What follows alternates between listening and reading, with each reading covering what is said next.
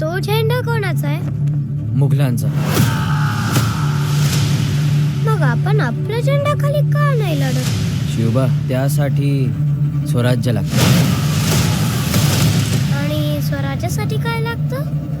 तर आता या स्टार्टिंगला जे लहान शिवबा आहेत का, तर त्या शिवबांची ॲक्टिंग तुम्हाला कशी वाटते? तर मला तर एवढं भारी वाटलं, कारण हे रितेश देशमुख यांचे लहाने चिरंजीव आहेत.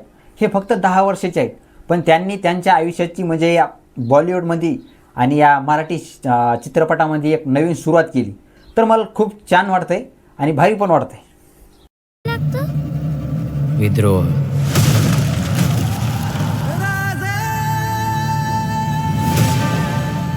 एंट्री अशी झकास झाली ना, तर अंगावरती काटे आलेत. जे म्हणत होते ना, जे ज्या रितेश देशमुखला जमत नाही, तर बघा तुम्ही पण.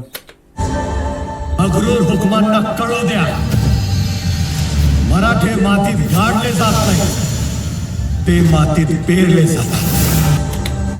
तर हा डायलॉग ऐकल्याच्या नंतर खरंच मला एक असं सर्वसामान्य लोकांचा विचार आला की बुवा, मराठे मातीत गाडले जात नाहीत, तर मातीत पेरले जातात.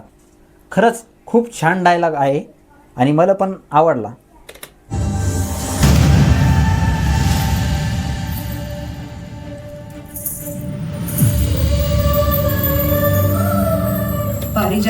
तर या चित्रपटामध्ये जी शिवरायांची धर्मपत्नी आहे सईबाई यांची भूमिका निभावली आहे, जी जेनेली देशमुख. ह्या विदेशी आहेत म्हणून त्यांना थोडीशी मराठी जड जाती वाटतं, पण आपण दाखवायला पाहिजे, कारण आपण या इतिहासामध्ये खूप काही पाहण्यासारखं आहे. बघू. असलं तरी प्राजक्त दुसऱ्याच अंगणी पडत असते. तुम्ही आमच्या दारी हळदी पुरतेच, अंगण स्वराज्याचं. शाहजी के दोनों बेटों ने बीजापुर की सेनाओं को बुरी तरह झंझोड़ा है. हाथ में लाठी और तेवर तलवार. आणि अभिषेक बच्चन, बघू यांची काय भूमिका आहे.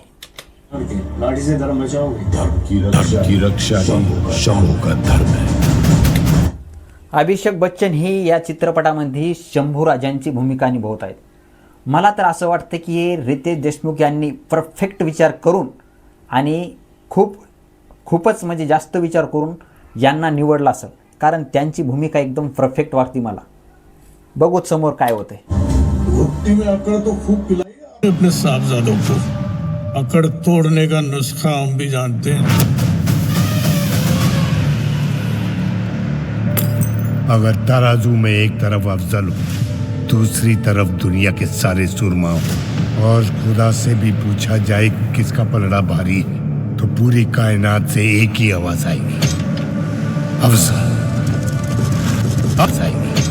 अफजल. तर संजय दत्त यांनी अशी भूमिका निभावली अफजल खानाची.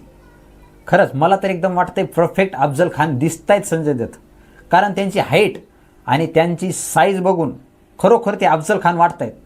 परफेक्ट कैरेक्टर है. के बाप की तरह बेड़ियों में घसीट के लाना है या अल्लाह के पास पहुंचाना है. शिकार जब तक नजरों के सामने है, तीर चला देना चाहिए. कधी मुघल, कधी आदिलशाही, या सगळ्या पातशाहींच्या छाताडावर पाय रोवून हिंदवी स्वराज्याचं स्वप्न पाहतोय आम्ही. आई भवानीच्या नावानं आम्ही जगलो तर निस्ता आमच्याच कोंडाड्यात दिवा लागन, पण परत तू जर जगलास ना, मराठ्यांच्या झोपड्यांमध्ये भी दिवाळी साजरी. कल सिवाय इस पिंजरे में होगा, जिंदा या मुर्दा.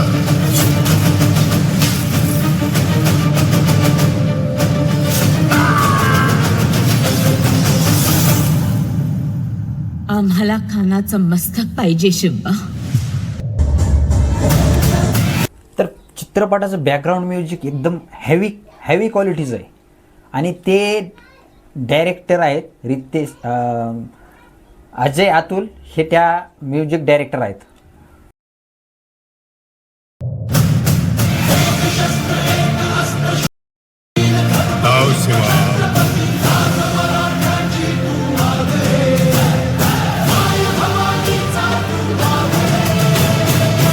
हे हिंदवी स्वराज्य व्हावे ही तर श्रींची इच्छा.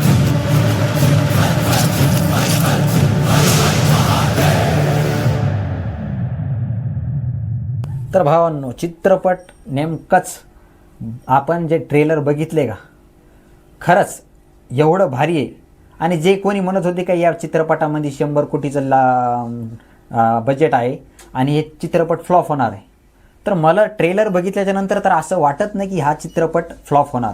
मी सांगू शकतो का हा चित्रपट नक्कीच 300 टार्गेट करणारच आहे.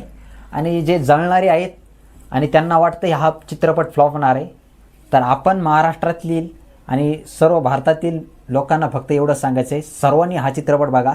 एवढा चित्रपट भारी आहे.